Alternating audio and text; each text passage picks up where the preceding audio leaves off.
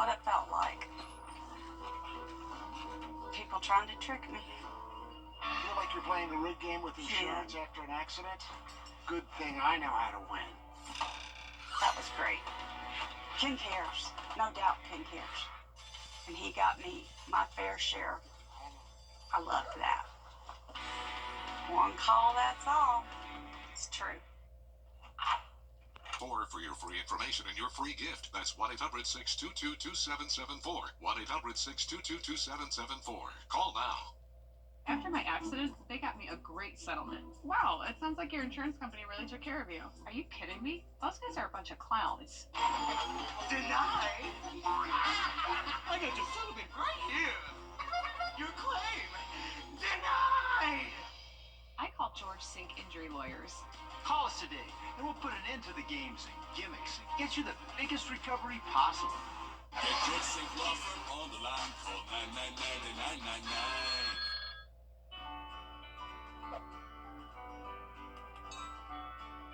Marcus Kitchen is my new daily coffee stop. Gourmet beans are freshly ground for every cup. Get your own cup of great tasting, freshly brewed coffee at Parker's Kitchen.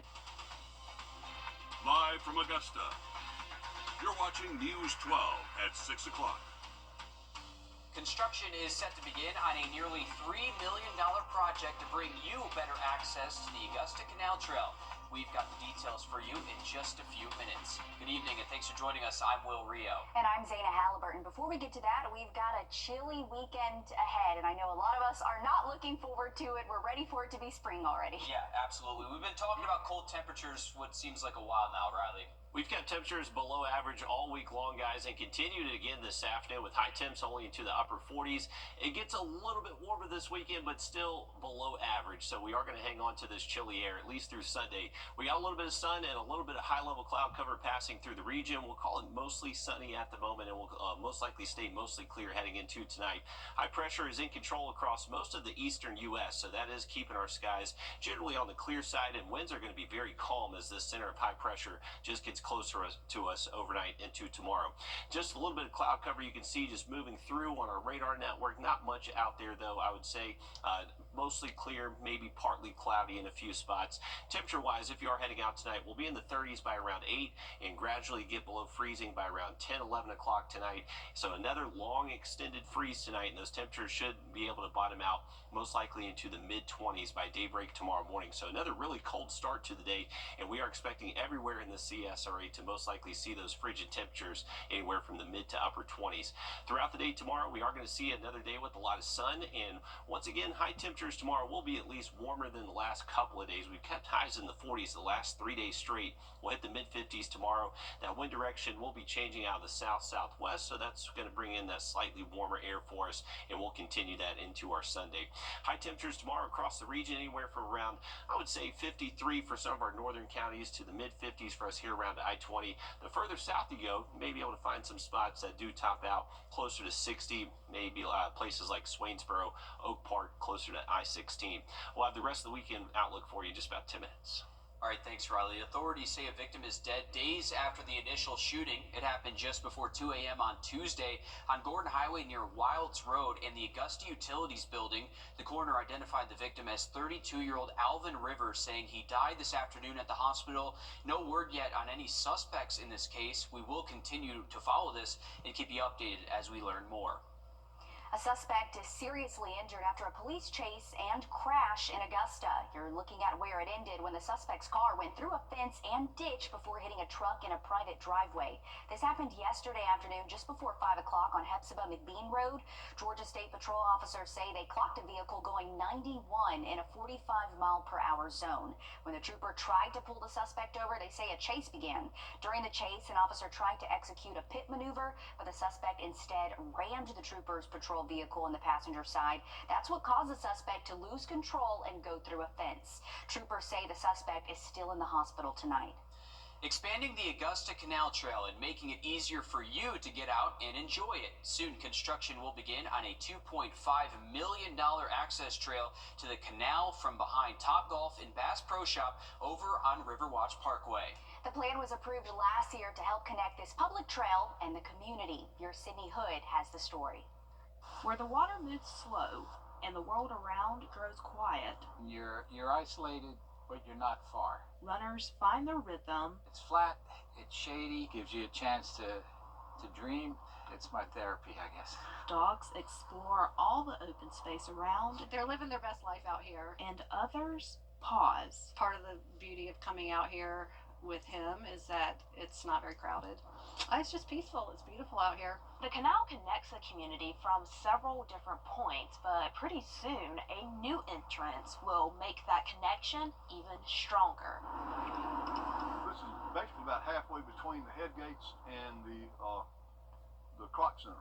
So it's going to be right in the middle. It's going to bring a lot of more people to the canal, I believe. Russ Gamble with the Augusta Canal Authority says movement on the project could start within the next 6 months. Well, one of the things we're going to do besides the pedestrian bridge, which will allow bicycles and strollers and joggers and everybody else in the canal, we're also going to put, we got a grant in now for a adaptive kayak dock will be placed right at the bridge. So you'll also be able to paddle up to the access point and walk up here. Creating a path for more opportunity.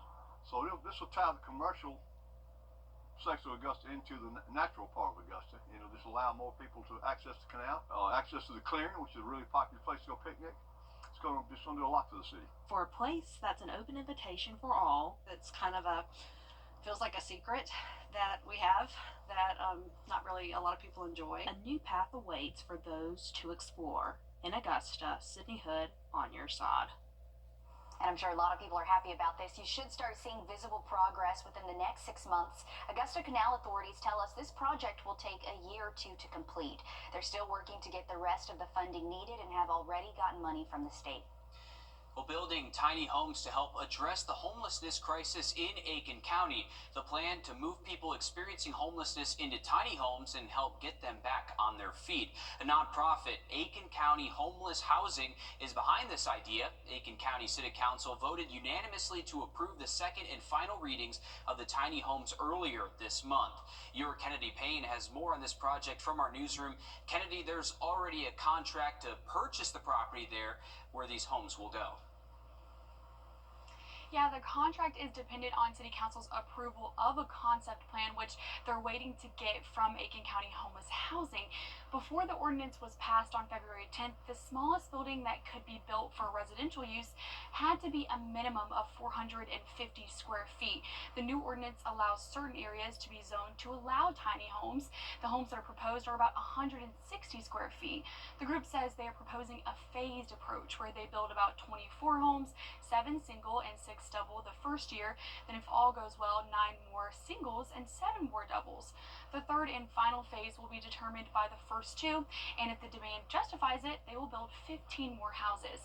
The nonprofit says they're planning to call the community of tiny houses Arbor Ridge, and it will have a community building with laundry facilities, offices, and a meeting room for classes and other functions.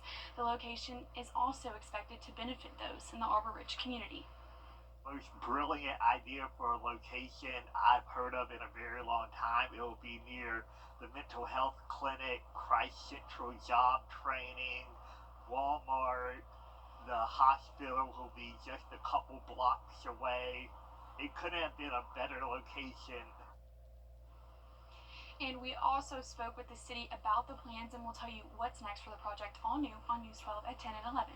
And we know there's been a growing population, not only in Augusta, but then in the Aiken County area of homeless people and people experiencing homelessness. So it's going to be something that they're going to continue to follow, and it'll be exciting to see where that all goes. Thanks again, Kennedy. One large grocery chain is joining forces with historically black colleges and universities in honor of Black History Month. Kroger teamed up with Payne College today to pack the pantry. They're finding solutions and making sure students have what they need to silence the hunger and achieve their dreams. It was all hands on deck as Kroger employees loaded more than $5,000 worth of food into the Payne pantry. I think it's a great opportunity for us to help our community, help our students here, because they're our future. You know, and them being our future, they've got so many things they've got to stress out about. They should not have to stress out about, okay, what am I going to eat for dinner? What am I going to eat for lunch? Janice Horsted with Payne College says about 60 students utilize the pantry each week and are able to come as much as they need to. She says partnerships like this are needed. It helps us to reach more students and to also provide more perishable food items for students. This partnership with Kroger is going to expand the food pantry and make it bigger than we could ever have imagined. She says most students who stay on campus have a meal plan, but the Payne Pantry allows them to have somewhere to go when the cafeteria is closed. Outside of those cafeteria hours, students are able to come to the pantry to get something they may need to sustain them after hours or maybe even during the weekend when the cafeteria is not open as often as it is during the week. This is something Kroger is doing at other HBCUs across Georgia, South Carolina, and Alabama. Fred McGee with Kroger says he understands the struggles college students can face, so being able to help in some way is rewarding. Myself coming up as well, it was a struggle, putting myself through school and being able to figure out, okay, what am I going to eat, am I going to do this, how am I going to do that. So to be able to give back and to partner with Kroger and our organization to give back to our students of tomorrow and our leaders of tomorrow, it's just very rewarding to be able to say that I was part of that. A great thing they're doing out there, and certainly a lot of food. Oh, let me tell I was just going to say that. They had stacks of food there, which is always a good thing to see. It was, and a study actually done a few years ago by the National Center for Education Statistics found that 23% of undergrads and 12% of graduate students experienced food insecurity. The study went on to say that those numbers are actually higher at HBCU. So it's great to see campaigns like this going on to help college students out there. Absolutely, a great community partnership there for sure. Well, today in Waynesboro, a new truck roundabout will help to improve commercial truck traffic and make the roads safer. This is at the intersection of Georgia Highway 24 and 56 and Lovers Lane. The entire project spans just over 2 miles and costs $4.4 million, funded through the Transportation Investment Act. A new Olive Garden could be coming to Columbia County. Zoning applications show the restaurant could come to Autumn Trail off Lewiston Road. This would be the third Olive Garden to open in our area in the last 2 years. Aiken County got its first restaurant on Whiskey Road, and Augusta's location relocated to Cabela Drive, and we're all familiar with that one right here at the station. The rezoning application shows a Chase Bank could come to Columbia County as well. Well, SCISA State Basketball Championships are underway now. We take you to Sumter coming up next. Riley? And we are expecting to stay dry heading into the weekend. Those temperatures are going to be chilly tonight if you're heading out. We'll already be below freezing by around 10, and then another night dropping into the 20s. Have a look at warm up in that 7-day coming up. Time and Temp, brought to you by your First Alert weather team.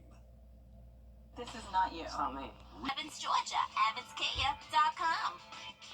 You know that feeling when you realize that you missed something big? At News 12, we're on your side from the latest news happening now. To the First Alert, keeping you prepared. No other team has you covered like we do. From breaking news to the moments that make a difference, we bring it all straight to you. Don't be the last to know. Instead, stay ahead for anything that comes your way. Your news, your weather. Your team, every night. WRDW Evening News, on your side so you stay ahead. If you've been injured, we take immediate action to get you the help you need. The call. As soon as I called Austin Jackson, I was very assured and at ease. The response. They handled everything so that I could focus on getting better. The work. They took on the insurance company for me. The result. I am very happy with the settlement I received. That's why you get the Augusta guy. Call Austin Jackson, the Augusta guy, 706-724-7224. We're here for the what? A heads up for tomorrow. Expect traffic around Augusta for the half marathon. The event starts at 7 tomorrow morning and ends around 11. It starts at the end of the Augusta University Somerville campus. There will be road closure at the Turn Circle entrance off Walton Way and Fleming Avenue. That will start at around 4 a.m. and end at noon. Other roads with delays include Arsenal Avenue, Helen Street, McDowell Street, and Laney Walker Boulevard. We have a full list of the delays on our website, WRDW.com. But Riley, runners will definitely have a cold start tomorrow morning. It is going to be a frigid start to the race. Hopefully they warm up quickly as they get going around those hills around Augusta University. But heading towards the start of the race, temperatures will most likely be in the upper 20s.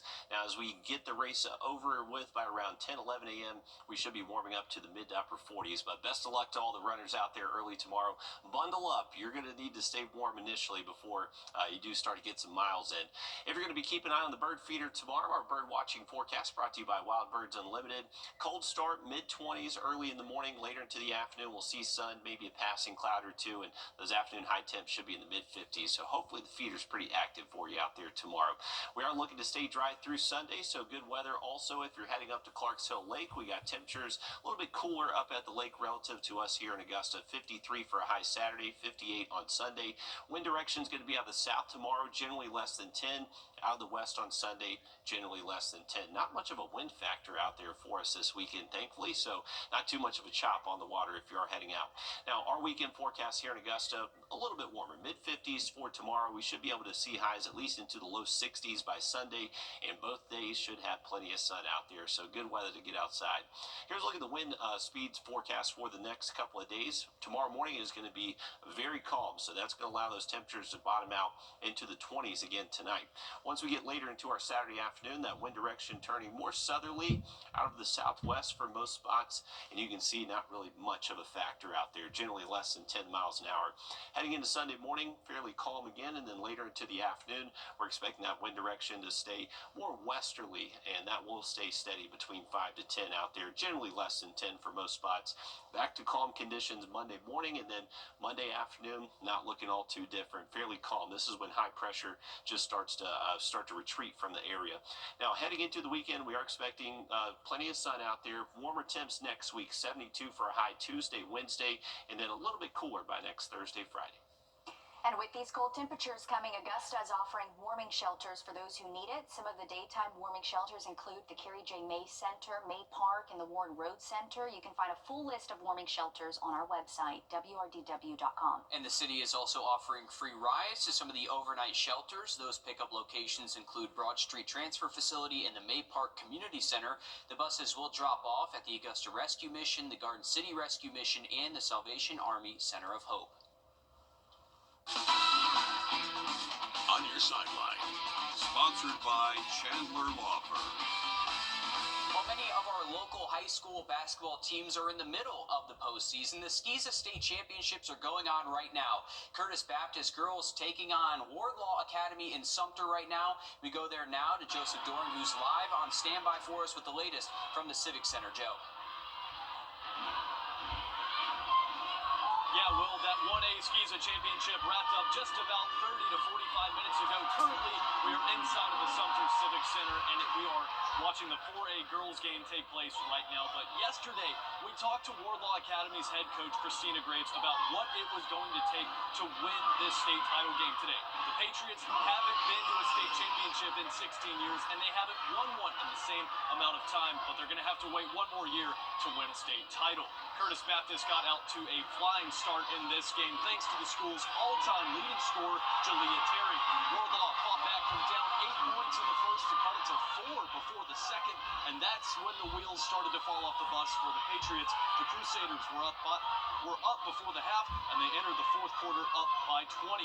Coach Tim Johnson and Curtis Baptist captured a 1A Skeeza girls basketball state championship. The final score was 50-25. Now we're going to be back here again the rest of this evening to bring you the Augusta Christian 4A boys basketball state championship game here at 7:30 tonight. So make sure you tune in tonight right here on News 12 at 10 and 11 for a full recap. A loud crowd there behind Joe there. It's good to see that a lot of people showing up for that, and we look forward to those updates tonight at 10 and 11 o'clock. Well, it's not too late to buy your tickets for a show unlike any other put on by Le Chat Noir this weekend only. We've got a spoiler-free preview for you coming up after a short break. First Alert Radar, powered by Jim Hudson Automotive Group.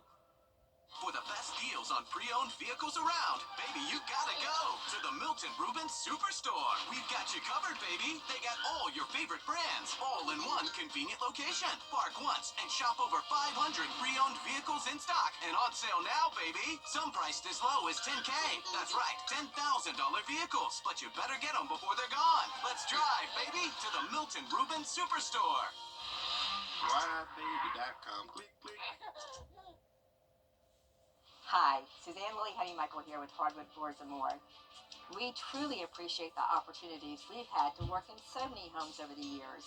And now we want to invite you to our showroom to discover why we are the company that friends recommend. Our quality products, knowledgeable staff, and the tremendous skill set of our technicians is what has made Hardwood Floors & More the most trusted locally owned business for over 30 years. Hardwood Floors & More, so much more in store for you. Look at this one under eye bag. Le Chat Noir in downtown Augusta is performing To Kill a Mockingbird. It's the 1960 novel brought to life on stage, is widely read in schools, but not without controversy. It touches on author Harper Lee's life at the age of 10 during the height of racial inequality. Your Ashley Campbell gives us a preview. It's a small stage where actors will be touching on huge issues as they perform To Kill a Mockingbird. It's unfortunately still quite relevant today, and some of the things that are in that book, they're great lessons to take away. Did you see him, Scout? The play tackles racial inequality, loosely based on Arthur Harper Lee's life in Alabama during the Great Depression. Probably the cleanest play on the page that we've ever done, but it has prolific use of the one word that none of us like. Quite literally is the one word that we do not say. It's in there a lot. Mr. Radley said no, Radley was going to any insane asylum. But there are some highs woven through the lows, breaking the cycle of systemic racism. You get to see Atticus trying to raise his child in an environment that's contradictory to his belief system. Ultimately, prevails. Cal, there's something wrong with that dog down yonder. If you sat in the audience during a Le Chat Noir play, you know you'll be watching something unique, and To Kill a Mockingbird is no different. Built some set pieces that imply that they're the jury. Set those set pieces around the audience. They are part of the play. They're part of the story. The major takeaway, Bailey says, Yeah, you need to see it. It'll do your soul some good. Ashley Campbell, on your side. You still have time to get tickets, but they are going fast. The show starts at 8 o'clock. You can head to lcnaugusta.com for those tickets. Riley? All right, thanks for that, Zana. Taking a look at our 3-degree guarantee brought to you by Tub Doctor. Our forecast 49, actual high 49. So $50 heading towards the center of hope. Another quick look at your 7-day forecast just after the break. Your safety comes first with the First Alert Radar Network. First just got faster. Accidents can happen at any. Call attorney John Foy and Associates. All right, folks, welcome back. Let's take a look back at the month of February. So January was very cold. It was actually our 10th coldest January on record here in Augusta. Let's look at how February has played out. So far for the month of February here in Augusta, as far as high temperatures go, it's been a little bit warmer than January was, 100%. We actually have seen many days that have been well above average. Now this week, it has been a very chilly week overall, but you can see for the entire month, we were enjoying the first couple weeks of the month with plenty of days in the 70s, even got up to 81 degrees just a couple Fridays ago. So it does look a little bit better heading into next week. Looks like we'll get some days back above average by next week as we close out the month of February. Believe it or not, this is heading into next week. That is the last week of February. We start March next Saturday. So the days just continue to go by fairly quick for us. Now, as far as how much rain we've seen, we've had good rounds of rain throughout the month. And actually, just last week, we actually got over an inch of rain last 2 Thursdays ago. So we have seen rain this month. We're not necessarily in a huge drought situation by any means, thankfully, but we could use some rain, especially since there's not much in our forecast over the next 7 days. By the time we get to that stretch, we definitely will be in need of some rain. No rain in our forecast, though, for the weekend. It will be a cold start tomorrow morning, most likely below freezing for most spots. Doesn't look like we're going to see too many clouds during the day for us here around Augusta or anywhere north of I-20, but our eastern counties tomorrow possibly could have a little bit more cloud cover. Those highs could stay a degree or two cooler. Heading into Sunday, most spots should be below freezing again, and then staying generally sunny throughout the day Sunday, but there may be a time frame to where maybe you see some passing high-level clouds out there. Once we get into early next week, there will be a system just passing us off the coastline, so that's where this cloud cover is coming from. Not expecting it to really bring us any precipitation, though, but a little bit more cloud cover to wake up to early Monday morning. That will help us stay well above freezing early Monday, and then heading into into our Monday afternoon, expecting those high temps to actually get more seasonal into the mid-60s for us. We're going to continue that trend most of next week, back into the 70s by next Tuesday, Wednesday, hanging on to plenty of sunshine. Next Thursday, Friday, a weak front passes through, and that drops our temps a little bit. Can't rule out maybe a stray shower next Thursday, Friday, but looks to be a low chance right now. Okay, thanks, Riley. We're back live on 26 News at 7. And for News 12 at 10 and 11 o'clock. Thanks for watching.